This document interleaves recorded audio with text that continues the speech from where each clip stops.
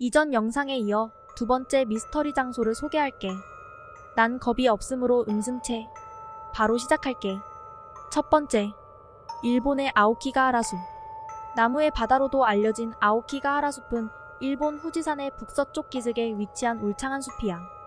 일본에서 가장 귀신이 많이 출몰하는 곳 중 하나로 악명이 높지. 그중 가장 유명한 이야기 중 하나는 바로 스스로 목숨을 버리는 숲이라는 악명을 가지고 있어. 아오키가하라 숲은 연간 최대 100건 이상의 신고가 접수되는 등 수많은 사람들이 목숨을 버리고 스스로 목숨을 끊은 이들의 한 맺힌 영혼이 숲을 돌아다니며 섬뜩하고 불안한 느낌을 자아낸다고 해. 그 숲을 방문한 많은 사람들은 이상한 소리를 듣고 귀신을 보는 것뿐만 아니라 그 숲에 있으면 왜인지 모를 두려움과 절망감을 느낀다고 해.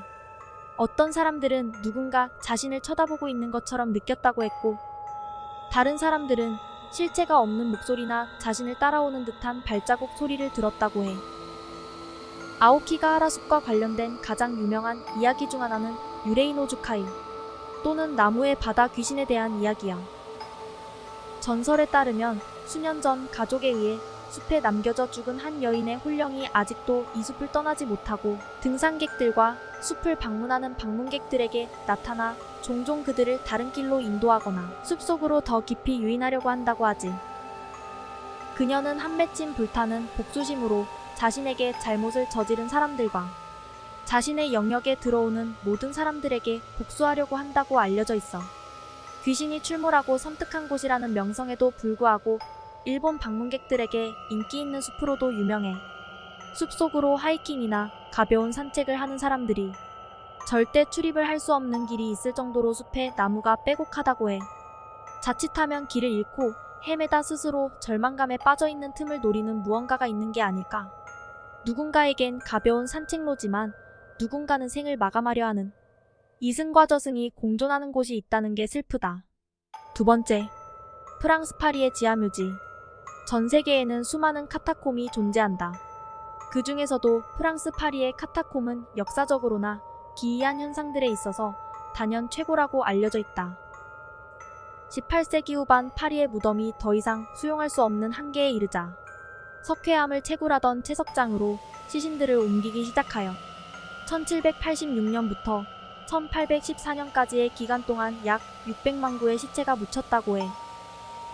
주로 가난한 사람들이 지상의 묘지를 쓰기 힘들었고 그로 인해 강제로 지하묘지로 옮겨지게 된 거지. 시체를 옮기는 과정은 몇 년에 걸쳐 이루어졌으며 새로운 터널과 시체를 안치할 방이 만들어졌고, 언제부턴가 광부들이 터널을 파는 도중 이상한 일들과 섬뜩한 소리를 듣기 시작했다고 해. 그들의 말에 따르면 시끄러운 공사 소리에도 귓가에 생생하게 들리는 속삭임과 아무도 없는 터널 공간에서 들리는 발자국 소리를 들었다고 해. 그러던 어느 날 터널 공사를 하던 광부들이 비밀의 방을 하나 발견하는데 그 방엔 정교한 패턴으로 배열된 뼈들로 가득 차 있었다고 하지. 광부들이 비밀의 방을 발견했을 처음 당시에 본 광경은 마치 흑마술이나 종교적 의식이 행해졌을 거라고 추측되는 물건들이 널브러져 있었다고 이야기해. 그 방이 발견된 후 이상 현상들이 더욱 심해지자 광부들은 카타콤에서의 작업 진행을 거부하고 모두 공포에 질린 채로 도망쳤다고 알려져 있어. 광부들이 발견한 밀실 같은 공간은 봉쇄되었고 그 위치는 오늘날까지 정확히 알려진 바가 없다고 해. 현재까지 파리의 지하묘지로 들어가는 새로운 입구가 계속해서 발견되고 있고, 많은 사람들이 방문을 하면서 느꼈던 공통된 것은 그 옛날 광부들이 겪었다고 하는 이상한 현상들과 마치 데칼코마니처럼 맞아떨어진다고 말하지. 일부 방문객들은 이상한 형체를 지닌 사람을 보았다고 하고, 또 어떤 사람들은 내 앞을 지키고 서 있는 귀신 같은 존재를 보았다고 해.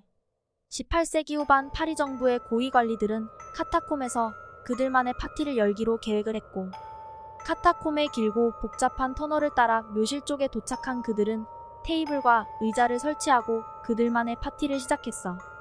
저녁이 깊어지고 파티가 무르익을 무렵 갑자기 테이블 위에 촛불이 깜빡거리더니 하나둘씩 꺼지며 주위를 어둠 속으로 빠뜨리기 시작했고, 곧이어 이상한 소음과 섬뜩한 존재가 있다는 느낌을 가지기 시작했지.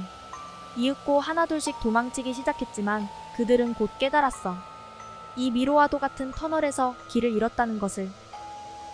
그들이 어둠 속을 비틀거리며 헤매이고 있을 때 누군가로부터 비명이 시작되었고 사람들은 하나둘씩 그 섬뜩한 존재의 실체를 보기 시작했고 자신들의 목에서 차가운 숨결을 내뿜는 걸 느꼈다고 주장하지.